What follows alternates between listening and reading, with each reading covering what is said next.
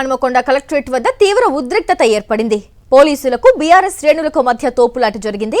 మాజీ మంత్రి హరీష్ రావుతో పోలీసులు దురుసుగా ప్రవర్తించారు. కనీసం వాహనం కూడా ఎక్కించకుండా అరెస్టు చేశారు. కలెక్టరేట్ నుంచి పోలీస్ స్టేషన్ కు హరీష్ రావును కాలినడకన తరలించారు పోలీసులు. నడుచుకుంటూ పోలీస్ స్టేషన్ కు వెళ్లారు హరీష్ రావు.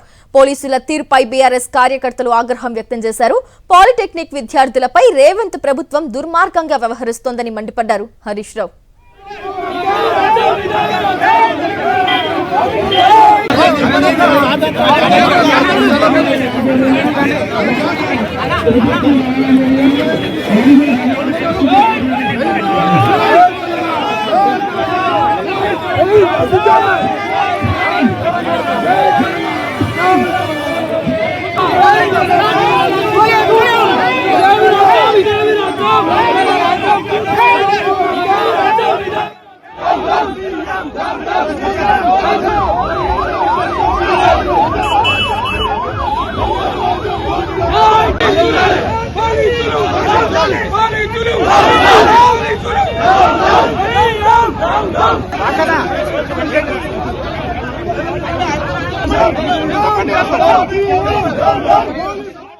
పాలిటెక్నిక్ విద్యను ప్రైవేట్ పరం చేయొద్దని ఉపాధ్యాయ ఉద్యోగ సంఘాలకు కాంగ్రెస్ పార్టీ మేనిఫెస్టోలో ఇచ్చిన హామీలు అమలు చేయాలని, ప్రభుత్వ ఆస్తులను 22A పెట్టి ప్రజలను ఇబ్బంది పెట్టొద్దని ఈరోజు బీఆర్ఎస్ పార్టీ ప్రశ్నిస్తా ఉంటే రేవంత్ రెడ్డి సహించలేక మమ్మల్ని అరెస్ట్ చేసి ఈరోజు పోలీస్ స్టేషన్ లో పెట్టడం జరిగింది.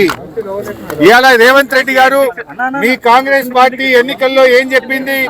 6 గ్యారంటీలతో పాటు 7వ గ్యారంటీ ప్రశ్నించేటువంటి హక్కు, ప్రజాస్వామ్య హక్కు మీకు కల్పిస్తామని హామీ ఇచ్చింది. కానీ ఈరోజు ఈ రాష్ట్ర ప్రభుత్వం 6 గ్యారంటీలతో పాటు 7వ గ్యారంటీని కూడా మంట కలిపింది. 7వ గ్యారంటీకి కూడా ఎగనామం పెట్టింది. కాంగ్రెస్ పార్టీ ఈరోజు రేవంత్ రెడ్డి గారు ముఖ్యంగా రాష్ట్రంలోని 113 పాలిటెక్నిక్లను స్కిల్ యూనివర్సిటీలోకి తేవడాన్ని నిరసిస్తూ రాష్ట్ర వ్యాప్తంగా 1,00,000 మంది విద్యార్థులు పోరాటం చేస్తా ఉన్నారు. ఆ పిల్లలు పసిపిల్లలు, కనీసం 18 ఏళ్లు కూడా నిండలేదు. ఆ పిల్లల మీద రేవంత్ రెడ్డి గారు అత్యంత కర్కశంగా ఆ పిల్లల గొంతు బిసుకుతా ఉన్నారు. ఆ పిల్లల మీద అక్రమ కేసులు బనాయిస్తా ఉన్నారు. ఆ పిల్లల మీద భౌతిక దాడులకు పాల్పడతా ఉన్నారు. నేను అడుగుతున్నా రేవంత్ రెడ్డి, ఆ పిల్లలు ఏమన్నా టెర్రరిస్టులా? ఆ పిల్లలు ఏమన్నా సంఘ విద్రోహ శక్తులా? Down, down, down, down, down, down, down, down.